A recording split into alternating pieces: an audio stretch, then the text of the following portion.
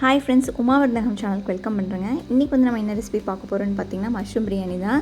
இது வந்து ரொம்ப குயிக்காக செய்யக்கூடிய ஸ்டைலில் வந்து நான் வந்து இன்றைக்கி வந்து அப்லோட் பண்ணியிருக்கேன். எப்படி செய்கிறது அப்படிங்கிறத நம்ம வீடியோவில் போய் பார்க்கலாங்க. ஃபஸ்ட்டு வந்து குக்கர் வந்து அடுப்பில் வச்சுக்கலாங்க. 8 டேபிள் ஸ்பூன் எண்ணெய் ஊற்றுறேன்.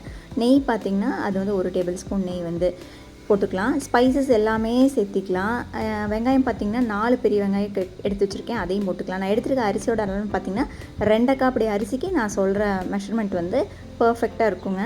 வெங்காயம் வந்து நல்லா ப்ரௌன் ஆகணும், அப்போ தான் பிரியாணியோடைய டேஸ்ட் வந்து நல்லாயிருக்கும். வெங்காயத்தை அரைவரையாக வதக்கணுன்னா டேஸ்ட் அவ்வளோ நல்லா வராதுங்க. வெங்காயம் இந்தளவுக்கு வதங்கினதுக்கப்புறமா 2 டீஸ்பூன் வந்து இஞ்சி பூண்டு பேஸ்ட் வந்து போட்டுக்கலாம். இதோடைய பச்சை வாசம் போகணுங்க, அப்போ தான் நமக்கு வந்து டேஸ்ட் நல்லாயிருக்கும். இது வதங்கிடுச்சுனாவே உங்களுக்கு எண்ணெய் வந்து நல்லா பிரிஞ்சு வரும், அப்போவே நமக்கு வந்து தெரிஞ்சிடும். பாருங்கள், எண்ணெய் நல்லா பிரிஞ்சு வந்துருச்சு. தக்காளி வந்து ஒரு 5 தக்காளி எடுத்து வச்சுருக்கேன், ஒரு சின்ன சைஸ் தக்காளி தான். அதையும் போட்டு வதக்கிடலாம். உப்பு போட்டிங்கன்னா தக்காளி வந்து ஈஸியாக மசிஞ்சு வந்துடும். அடுத்தது வந்து பச்சை மிளகா சேர்த்திக்கலாங்க. 2 பச்சை மிளகா வந்து போட்டிருக்கேங்க. இப்போ இது எல்லாமே நல்லா வதங்கி வந்ததுக்கப்புறமா இனி வந்து நம்ம வந்து கொத்தமல்லி தழை வந்து ஒரு கைப்பிடி போட்டுக்கலாங்க. அதுக்கு முன்னாடி அரிசி வந்து ஊற வச்சிடலாம். நான் வந்து எடுத்துருக்க அரிசியோட அளவு வந்து 2.5 கப். நல்லா கழுவிட்டு ஊற வச்சுக்கலாம். இப்போ இது கூட வந்து ஒரு கைப்பிடி புதினா இலையும் போட்டுக்கலாங்க. போட்டுட்டு மல்லி புதினா 2 வதங்கி வர அளவுக்கு நம்ம வந்து அப்படியே அடுப்புலேயே விடலாங்க. இப்போது எல்லாமே நல்லா வதங்கி வந்துருச்சு. இனி வந்து இந்த ஸ்டேஜில் வந்து நம்ம வந்து மஷ்ரூம் வந்து போட்டுக்கலாம். நான் 2 பேக்கெட் வந்து மஷ்ரூம் எடுத்திருக்கேன்.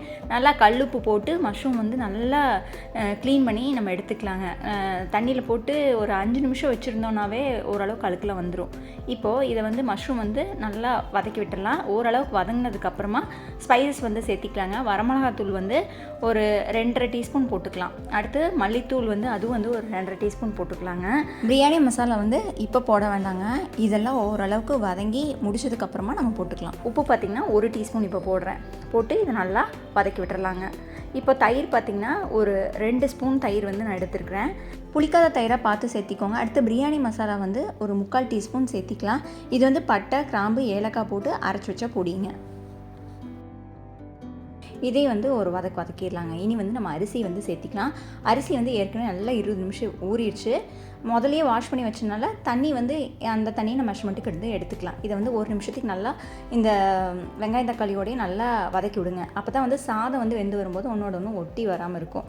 இது கூட வந்து இனி வந்து நம்ம தண்ணி ஊற்றிக்கலாம். அதுக்கு முன்னாடி தோசைக்கல்லை வந்து நம்ம வந்து முதலே வந்து ஹீட் பண்ண ஆரம்பிச்சிடலாங்க தம் போடுறதுக்கு. இனி வந்து தண்ணி வந்து நம்ம மெஷர் பண்ணி ஊற்றிக்கலாம். 1 கப்புக்கு 1.5 கப் தண்ணிங்க.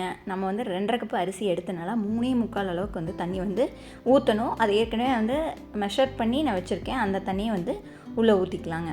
ஊற்றிட்டு இந்த ஸ்டேஜில் வந்து உப்பு வந்து நம்ம போட்டுக்கலாம். ஏற்கனவே 1 டீஸ்பூன் உப்பு போட்டிருக்குறோம். நீங்கள் வந்து செக் பண்ணிவிட்டு போட்டுக்குங்க. கொஞ்சம் உரப்பாக இருந்தால் தான் சாதம் வெந்து வரும்போது நமக்கு வந்து டேஸ்ட் வந்து கரெக்டாக இருக்குங்க. ஃப்ளேமை வந்து மீடியமுக்கு மாற்றிக்கலாங்க. அரிசி தண்ணி 2 ஓரளவுக்கு வெந்து வரணுங்க. 3/4 வேக்காடு வந்ததுக்கு அப்புறமா தான் நம்ம வந்து குக்கர் வந்து க்ளோஸ் பண்ணணும், இல்லை தட்டை வச்சு மூடணும். இப்போ இந்த அளவுக்கு அரிசி வந்ததுக்கப்புறமா தண்ணி அரிசியில் பார்த்திங்கன்னா நல்லா கெட்டியான பதத்துக்கு வந்துருச்சு. இப்போ வந்து நான் 1 டீஸ்பூன் லெமன் ஜூஸ் வந்து விட்டுக்கிறேங்க. விட்டுட்டு நல்லா கலக்கி விட்டுருங்க. இப்போ வந்து நான் வந்து மறுபடியும் கொஞ்சோண்டு மல்லி புதினா 2யும் மேலே வந்து தூவுறேன். இது கூட வந்து ஒரு டீஸ்பூன் வந்து நெய்யும் விட்டுக்கலாம். விட்டுட்டு நீங்கள் ஒன்றா குக்கர் மூடியை க்ளோஸ் பண்ணிடுங்க. இல்லை அப்படின்னா நல்ல தட்டு வச்சுட்டு மேலே வந்து ஒரு நல்ல வெயிட் வச்சு நம்ம க்ளோஸ் பண்ணிக்கலாம். இப்போ தோசைக்கல் வந்து ஏற்கனவே நமக்கு வந்து சூடாக இருக்குது. அது மேலே வந்து குக்கர் வந்து வச்சிடலாங்க. வச்சுட்டு ஒன்றா குக்கர் மூடி போட்டு வெயிட் போட்டுக்கலாம். அப்படி இல்லைன்னா தட்டு வச்சுக்கலாம். மேலே வந்து நல்ல வெயிட்டான ஒரு நம்ம இஞ்சி பூண்டுலாம் இடிப்போம் இல்லைங்களா, அது வச்சுக்கலாம். அது நல்லா வெயிட்டாக இருக்கும். ஆவி வந்து வெளியே போகக்கூடாது, அவ்வளோதாங்க. இதை வந்து ஒரு 20 மினிட்ஸ் வந்து ஃப்ளேம் வந்து கம்மி பண்ணி வச்சுக்கலாம். நடுவில் வந்து நான் ஒரே தடவை மட்டும் ஓப்பன் பண்ணி விட்டு அடியிலேருந்து ஃபுல்லாக கிளறி விட்டேங்க. ஏன்னா மேலே இருக்க சாப்பாடு வேகம் போயிட்டு என்ன பண்ணுறதுனால ஃபஸ்ட்டு 5வது நிமிஷத்தில் நான் வந்து அடியிலேருந்து விட்டு நல்லா கிளறி விட்டுக்கிறேன். இல்லைன்னா அடி சாப்பாடு நல்லா வந்துடும், மேல் சாப்பாடு கொஞ்சம் வேகாமல் இருக்கிற மாதிரி இருக்கும். அதனால் ஒரு தடவை நல்லா கிளறி விட்டுட்டு மறுபடியும் தட்டு போட்டு மூடிட்டு மேலே வந்து வெயிட்டான பொருளை வந்து நம்ம வச்சிடலாங்க. ஆவி வெளியே போகாமல் இருக்கிற மாதிரி பார்த்துக்கலாம். இனி வர 15 நிமிஷம் லோ ஃப்ளேமில் அப்படியே இருக்கட்டுங்க. இப்போது நல்லா 20 மினிட்ஸ்க்கு அப்புறம் நல்லா சுவிட்ச் ஆஃப் பண்ணிடலாங்க. அடுப்புலேருந்து இறக்கி வச்சுருங்க. கொஞ்சம் நேரத்துக்கு அது ரெஸ்ட்லேயே இருக்கட்டும்.